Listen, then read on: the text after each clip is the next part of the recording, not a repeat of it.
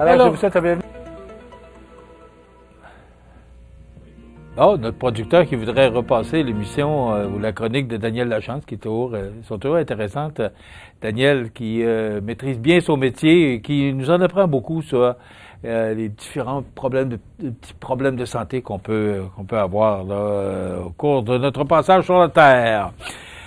Eh bien, Grossil, désormais reconnu comme aire de conservation, on apprenait ça hier, c'est le gouvernement du Canada qui vient de franchir une nouvelle étape dans ses efforts de protection de la biodiversité. Alors, ces 5 sites historiques, dont Grossil au Québec, qui viennent d'être reconnus comme des aires de conservation dans le cadre des autres mesures de conservation efficaces par zone, s'appelle l'AMSES. Cette initiative s'inscrit dans l'engagement du Canada de préserver 30% de ses terres et de ses eaux d'ici 2030. L'annonce a été faite hier par le ministre de l'Environnement et du Changement climatique, Stephen Guilbeault, qui a souligné l'importance de ces lieux dans la préservation des espèces et des écosystèmes. Alors, parmi ces sites figure le lieu historique national de Grossil et le mémorial des Irlandais. Grossil, par exemple, est un site chargé d'histoire, ayant été une station de quarantaine pour les immigrants irlandais au 19e siècle. Désormais, en plus de son rôle mémoriel, elle jouera un rôle clé dans la protection de la faune et de la flore. Grâce aux critères établis par l'Union internationale pour la conservation de la nature, Parc Canada peut désormais reconnaître officiellement ces sites pour leur contribution à la conservation. Cette reconnaissance s'ajoute aux initiatives de restauration des écosystèmes et de soutien aux projets autochtones menés par le gouvernement. Donc, ça ne change rien là, pour personne ce matin. La seule chose, c'est que on reconnaît ce site-là, encore plus déjà que ce site-là était déjà bien reconnu, mais encore plus comme aire de conservation dans le cadre de l'AMSES. Hier, on annonçait la Régie de l'énergie qui rendait sa décision relative à la demande d'Hydro-Québec. On s'est rencontrés au début de décembre. Et là, on annonce que ce sera une moyenne de 3,3 et là, M. Legault, là, qui disait ce matin sur les réseaux nationaux, là, non. J'ai dit que c'était 3,6 pour le résidentiel, parce que là, ce qu'on fait, c'est qu'on fait une moyenne.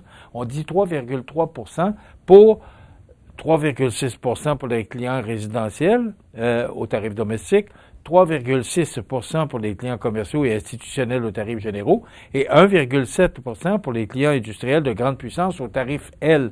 J'ai essayé de voir c'est quoi sur le tarif L, j'ai rien trouvé là-dessus. Mais en tout cas, c'est ce que la Régie de l'énergie nous donne ce matin. Alors, vous faites la moyenne de ça et ça donne 3,3 Mais M. Legault avait dit les tarifs vont rester, les tarifs résidentiels vont se maintenir à 3 Alors, on va voir ce que ça va donner.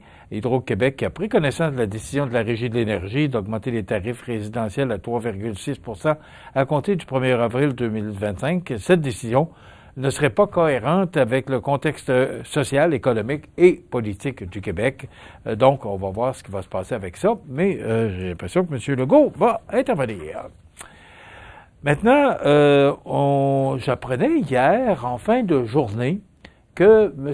Généreux va enfin connaître un ou une de ses opposantes, parce que vous savez que prochainement, il va y avoir des élections. Dimanche, on va connaître le nouveau chef du Parti libéral du Canada, le ou la, parce qu'il y a 2 femmes et 2 hommes qui sont sur les rangs. Donc, c'est dimanche, là, en fin d'après-midi, qu'on va connaître le ou la successeur à M. Trudeau.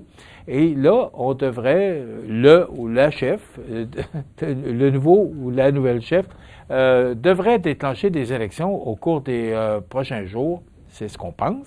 Mais là, est-ce que ça va se faire? Est-ce que cette personne-là va vouloir continuer un bout? On sait que le gouvernement est prorogé jusqu'au 24 mars. Alors, est-ce que cette personne-là voudra rappeler le gouvernement, rester en poste quelque temps, pour faire face là, à tout ce qui se passe actuellement? Puis c'est pas ce qui manque. On voit M. Carnet à l'écran, mais que ce soit peu importe qui deviendra le ou la chef là, du parti le ou la nouvelle chef du Parti libéral du Canada, qui sera connu dimanche. Est-ce que M. Carnet a dit que lui, il ne tarderait pas à aller en élection là, pour avoir un mandat clair? Mais est-ce que Mme Freeland, Mme Gould et l'autre, l'ancien ministre du Québec, là, dont j'oublie le nom, Est-ce qu'ils vont être tentés de poursuivre un peu, de continuer, parce qu'ils peuvent le faire? Alors, c'est une histoire à suivre, mais j'ai l'impression qu'on va avoir des élections. Ce qu'il nous dit, c'est que hier, en communiqué de presse, on apprenait que Mme Diane Sénécal, candidate du Bloc québécois dans Côte-du-Sud, Rivière-du-Loup, Katascomique, Témiscouata, parce que ce sera le nouveau nom du comté, là, avec les nouvelles élections. Donc, cette dame ira en investiture. Alors, ça va se passer. Ça va se passer mercredi le 12 mars à 19h. Ça va être à Rivière-du-Loup. Donc, on tentera là, de parler avec Mme Sénécal qui se présente à l'investiture du Bloc québécois de Côte-du-Sud, Rivière-du-Loup, Katascomique, Témiscouata. Il va falloir s'habituer. C'est le nouveau nom du comté, ce nouveau nom là, qui fera partie des élections de 2025. Donc, on va communiquer avec cette dame là, au cours des prochains jours. On vous donnera un petit peu plus de détails dans le bulletin de lundi. Maintenant, sur la scène provinciale, nationale et internationale, dans le Journal de Québec ce matin, on cite, et je vous le montre, là, la Maison-Blanche des Fous, parce que hier, avant-hier, M. Trump a reculé devant la demande des fabricants d'automobiles, particulièrement Ford et GM, de pouvoir attendre, de donner un sursis, donner du temps pour voir là, comment on pouvait s'approvisionner sans être obligé de payer les frais de douane de 25 %. Alors, il a reculé, puis il a donné un sursis d'un mois. Ben là, hier, il a donné sursis d'un mois au Canada et au Mexique, selon l'entente là, du libre-échange qui fait échéance en 2026. Alors, les articles, les produits qui sont concernés par cette entente-là, ne subissent pas les tarifs douaniers. Alors, il y a quand même 38 % pour le Canada de ces produits qui ne sont pas ou ne font pas partie des tarifs douaniers, mais il y en a quand même 62 % M. Trudeau, hier, a annoncé qu'il maintenait les tarifs de 25 % sur 33 milliards ou 33 milliards de produits qui arrivent des États-Unis. Et là, M. Ford, Doug Ford, qui lui a dit, et il persiste, qu'à compter de lundi, les Américains qui utilisent l'électricité de l'Ontario vont payer 25 %. Alors, il ne plie pas. Il a dit qu'il le faisait et il le fera à compter de lundi, à moins qu'il y ait des changements, parce que je vous dirais que, comme média, là, il faut suivre la cadence, parce que je vous dirais que ça change rapidement. C'est encore plus compliqué pour les tarifs, pour les médias nationaux, là, comme TVA et Radio-Canada. Alors, ça se poursuit. Et là, il va y avoir une manifestation demain des chaînes humaines rouge sang contre Trump et Elon Musk.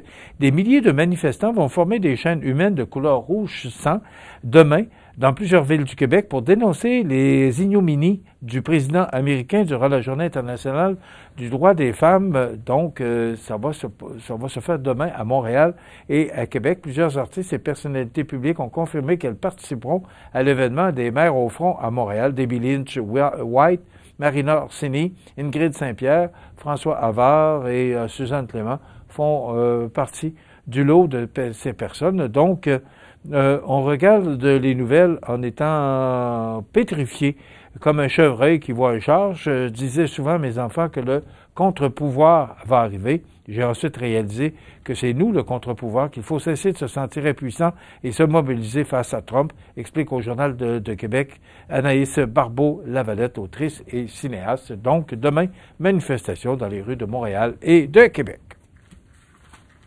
Bon, j'en ai parlé, là, qu'Hydro-Québec allait contester une décision de la Régie de l'énergie par rapport à l'annonce de la Régie de l'augmentation de 3,6 % pour les tarifs résidentiels, alors qu'on nous avait promis que ce serait 3 % Vous allez dire que 6 dixièmes, ça ne change pas grand-chose, mais 6 dixièmes ici, 7 dixièmes là, puis 3 dixièmes là, bien, ça finit à un moment donné que c'est toujours nous autres qui payons la facture. Alors, il faut comprendre, là, on va augmenter les tarifs de 3 %. On va se plaindre et on va voir ce que ça va donner. Alors, suite, plus tard.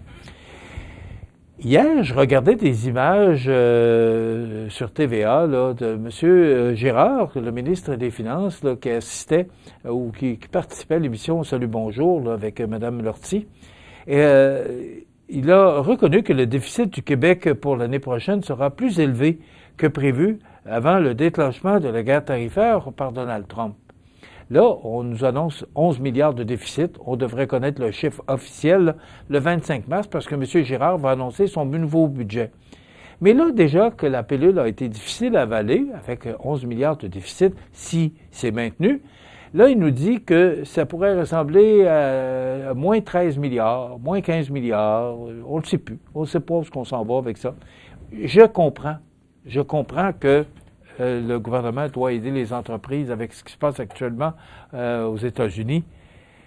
Mais il me semble, je ne sais pas, il y a des moyens. Moi, on prend toutes les lignes là, du budget du gouvernement, là, puis bon, peut-être ça, qu'est-ce qu'on peut faire? On invite les ministres de chacun des ministères.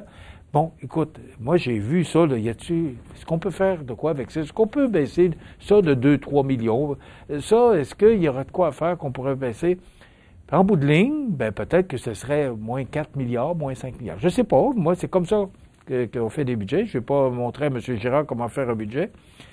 Mais là, on nous annonce, avant le budget, qui va être annoncé le 25 mars, que le déficit sera plus élevé que prévu. Et là, ben là, ça s'additionne dans la dette qu'on doit rembourser. Je ne sais pas si vous avez déjà vu sur Internet la dette à la vitesse que ça roule, là. Et là, ben, quand on pense aux intérêts qu'on paye sur la dette, là, qui représente tout près de 50 du remboursement, là, je dis ça sous réserve, là, parce que je n'ai pas les chiffres officiels, on pourrait le voir au moment où le budget sera déposé. Là, on aura vraiment le visage de ce que la dette nous coûte. Mais quand on va voir sur Internet ou sur le web, à la vitesse que la dette augmente, à un moment donné, il va falloir que ça arrête. Il va falloir qu'on commence à rembourser parce que là, on ne paie que des intérêts. On ne paie pas le capital. Alors, ça nous coûte cher, tout ça. Donc, il faudrait voir comment on pourrait diminuer la dette et diminuer le déficit aussi. Mais attendez-vous que, encore une fois, ben, il y a un déficit qui s'attend, qui va être annoncé au provincial, mais aussi, attendez-vous qu'au fédéral, on va avoir un déficit. Et si c'est M. Carney, qui est élu chef du Parti libéral, le nouveau chef du Parti libéral du Canada, et qui va en élection et qu'il est élu le premier ministre, il a dit que on pourrait avoir un budget équilibré d'ici 3 ans. C'est quand même un bon tour de force. Alors, il y a aussi Québec qui envisage de faire payer les no-shows, ceux-là qui prennent des rendez-vous et ne se présentent pas là, au niveau de la santé. Alors, il y a du travail à faire par rapport à nos finances, tant provinciales que fédérales. Ben voilà, c'est déjà presque terminé. Je vous rappelle qu'on change l'heure en fin de semaine. Dans la nuit de samedi à dimanche, vous devez avancer vos montres et horloges. Donc, n'oubliez pas de le faire parce que vous allez manquer notre émission lundi. Et aussi, on reçoit Nicole Robert, directrice générale de la Chambre de commerce, lundi, et François Lapointe, coordonnateur des communications, conseiller régional de l'environnement, qui viendra nous parler du bac bleu. Voilà, c'est ce qu'on vous propose. Bon week-end, soyez prudents parce qu'il y a de la poudrerie. On se retrouve lundi.